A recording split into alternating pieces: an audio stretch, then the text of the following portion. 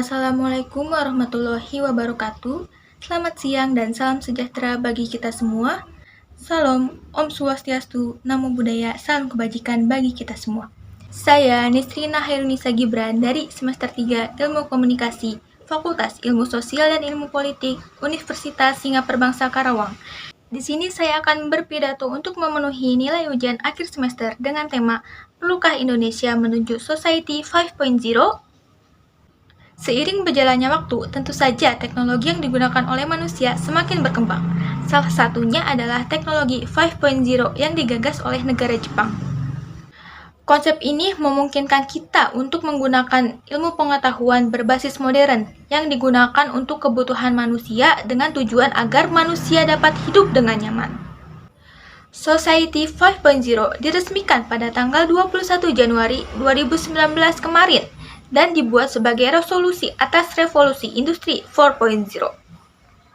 Konsep revolusi 4.0 dengan konsep society 5.0 sebenarnya tidak memiliki perbedaan yang signifikan, di mana konsep revolusi 4.0 menggunakan kecerdasan buatan sebagai komponen utamanya, serta memungkinkan kita untuk mengakses juga memberikan informasi di internet. Sedangkan konsep Society 5.0 menggunakan teknologi modern yang menggunakan manusia sebagai komponen utamanya, di mana semua teknologi adalah bagian dari manusia itu sendiri. Internet bukan hanya digunakan sebagai informasi saja, melainkan juga untuk menjalani kehidupan, sehingga perkembangan teknologi dapat meminimalisir adanya kesenjangan pada manusia dan masalah ekonomi di kemudian hari.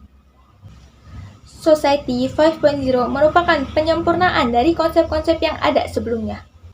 Di mana seperti yang kita ketahui, Society 1.0 adalah pada saat manusia masih berada di era berburu dan mengenal tulisan. Society 2.0 adalah era pertanian di mana manusia sudah mengenal bercocok tanam. Society 3.0 adalah era di mana sudah memasuki industri, yaitu ketika manusia sudah mulai menggunakan mesin untuk membantu aktivitas sehari-hari. Society 4.0 adalah era saat ini, yaitu manusia sudah mengenal komputer hingga internet. Sedangkan Society 5.0 adalah era di mana semua teknologi adalah bagian dari manusia itu sendiri. Internet bukan hanya digunakan untuk sekedar berbagi informasi saja, melainkan juga untuk menjalani kehidupan. Dalam Society 5.0, komponen utamanya adalah manusia yang mampu menciptakan nilai baru melalui perkembangan teknologi sehingga dapat meminimalisir adanya kesenjangan sosial pada manusia dan masalah ekonomi di kemudian hari. Memang rasanya sangat sulit untuk dilakukan di negara berkembang seperti Indonesia ini. Namun, bukan berarti tidak bisa dilakukan, karena saat ini negara Jepang telah membuktikannya sebagai negara dengan teknologi yang paling maju. Berikut adalah cuplikan Society 5.0 di negara Jepang. 10分後に荷物をお届けします。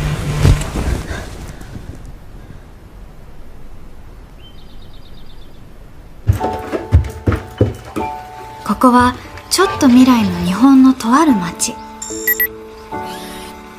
時間ぴったり。 IoT や AI 技術によって叶えられるソサエティ 5.0 の社会です。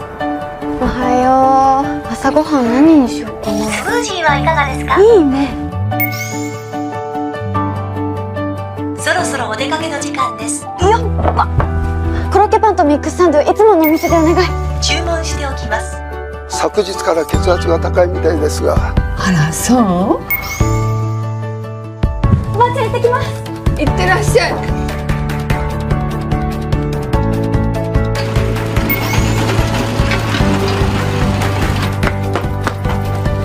はようございます。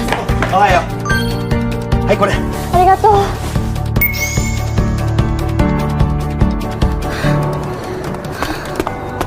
ぶねえ、間に合った。先輩。ああ、お前も乗るとこ？